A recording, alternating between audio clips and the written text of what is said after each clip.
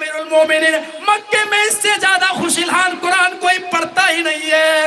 اس کی آواز بہت اچھی ہے, یہ قرآن کا بہترین قاری ہے. اے امیر المومنین, قرآن بہترین پڑھنے کی وجہ سے ہم نے اس کو مکے کا گورنر بنا دیا. میں نے اس کو اپنے گورنری کے عہدے پر اس کو فائز کر دیا. امیر المومنین عمر فاروق جب اتنا سنتے ہیں, جب یہ سنتے ہیں, پھر وہ گورنری کی ڈگری اٹھاتے ہیں اور واپس نافع ابن عبد الحارث کے ہاتھ میں دیتے ہوئے کہتے ہیں کہ نہیں اے نافع, میں نے تمہارے نبی سے سنا ہے, اللہ کے نبی نے فرما دیا ہے, اللہ کے نبی یہ فرما چکے ہیں, ان اللہ یرفع بہذا الکتاب اقواما ویضع بہ آخرین. اسی کتاب کی وجہ سے اللہ کسی کو بلندی عطا فرماتا ہے.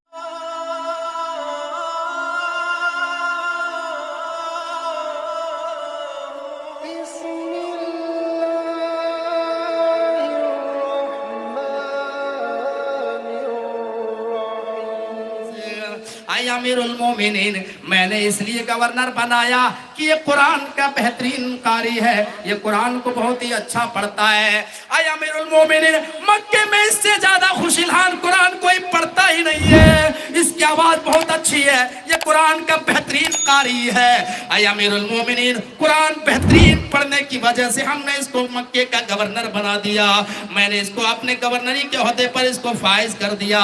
امیر المومنین عمر فاروق جب اتنا سنتے ہیں, جب یہ سنتے ہیں, پھر وہ گورنری کی ڈگری اٹھاتے ہیں اور واپس نافع ابن عبد الحارث کے ہاتھ میں دیتے ہوئے کہتے ہیں کہ نہیں اے نافع, میں نے تمہارے نبی سے سنا ہے, اللہ کے نبی نے فرما دیا ہے, اللہ کے نبی یہ فرما چکے ہیں, ان اللہ یرفع بہذا الکتاب اقواما ویضع بہ آخرین. اسی کتاب کی وجہ سے اللہ کسی کو بلندی عطا فرماتا ہے اور اسی کتاب کو چھوڑ دینے سے اللہ کسی کو ذلیل و خوار کر دیتا ہے. اور تو نے ابن عبسی کو جو مکے کا گورنر بنایا تو اسی کتاب کی وجہ سے بنایا, اسی قرآن کی وجہ سے بنایا. لہٰذا میں تم سے گورنری کی ڈگری واپس نہیں لے سکتا. میرے بھائیوں, ایک اس قرآن نے ایک معمولی سے انسان کو, ایک غلام ادنا انسان کو گورنری کی ڈگری, گورنری کے عہدے پر بیٹھا دیا. اور لوگوں, جو قرآن سے اپنا رشتہ جوڑے گا, جو قرآن کا علم حاصل کرے گا اور جو قرآن سے اپنا رشتہ مضبوط کرے گا, قرآن کے احکامات پر عمل کرے گا, جو علم کو حاصل کرے گا, میرے بھائیو, اللہ تبارک و تعالیٰ اس کے درجے کو بڑھاتا ہے, اللہ اس کے درجے کو بلند کرتا ہے. آج ہم پوری دنیا میں ذلیل ہیں, رسوا ہیں, آج ہمارے حقوق دبائے جا رہے ہیں. اس کی ایک بہت بڑی ریجن یہ بھی ہے کہ ہمارے پاس علم نہیں ہے, ہم تعلیمی میدان میں بہت پیچھے ہیں. میرے پیارے ساتھیوں, ذرا غور کیجئے, ہمارے یہ جو مدارس پورے ہندوستان میں کھلے ہوئے ہیں, یہ علماء کیوں محنت کرتے ہیں, یہ بچے کیوں پڑھتے ہیں, یہ اتنی بڑی محفل سجانے کا یہ مقصد کیا ہے, یہ جلسہ رچانے کا مقصد کیا ہے مدرسے کے اندر, تاکہ یہ قوم کے بچے پڑھ جائیں, تاکہ اس قوم کے بچے پڑھ جائیں, علم حاصل کر لیں, ان کے اندر طریقہ آ جائے, اسلام کی جانکاری ان کے اندر آ جائے. ورنہ اتنی بڑی فکر کرنے کی کیا ضرورت, اتنا بڑا سوچنے کی کیا ضرورت تھی. میرے پیارے ساتھیوں, ذرا غور کیجئے تو علم وہ دولت ہے, علم کی وجہ سے اللہ تبارک و تعالیٰ درجوں کو بلند کرتا ہے, علم کی وجہ سے ہی اللہ تبارک و تعالیٰ درجوں کو بلند کرتا ہے.